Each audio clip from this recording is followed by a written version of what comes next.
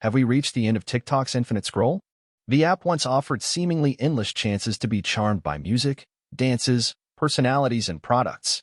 But in only a few short years, its promise of kismet is evaporating. How much time do I spend on TikTok? I can tell you which chiropractor is demonstrating their technique without even seeing their face.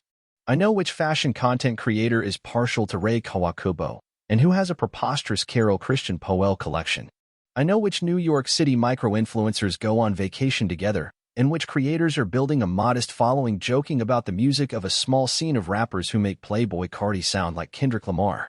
Through endless hours of scrolling, an hour a day, at least, for several years now, I've been accumulating hyper-niche expertise predicated on my interests, conscious and subconscious. The result has been a gathering of online characters that, at this point, shape my cultural consumption far more than any celebrity or news source.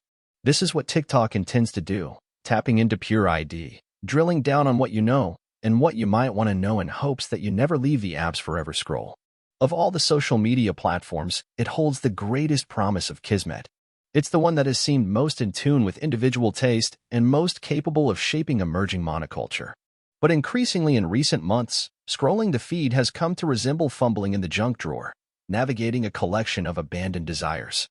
Who put that here fluff and things that take up awkward space in a way that blocks access to what you're actually looking for? This has happened before, of course. The moment when Twitter turned from good faith salon to sinister outrage derby, or when Instagram, and its army of influencers, learned to homogenize joy and beauty.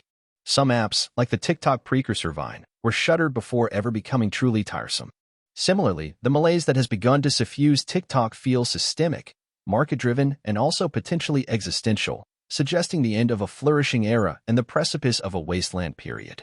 It's an unfortunate result of the confluence of a few crucial factors. Most glaring is the arrival of TikTok's shopping platform, which has turned even small creators into spokespeople and the For You page of recommendations into an unruly bazaar. The site is also seeing diminishing utility as an organic music discovery vehicle, weakening its connection to the one major entertainment industry that's come to rely on it the most. That fractured link has made it more challenging for TikTok to create and shift monoculture, which it had appeared poised to do over and over again in the early 2020s. Lil Nas X's Old Town Road juggernaut first gained momentum with its use as a sound in TikTok videos. The renegade dance became a universal visual language, underscoring the power of dance trends as connective tissue. And young creators like Charli D'Amelio went from unknown teens to global avatars of youth culture nearly overnight.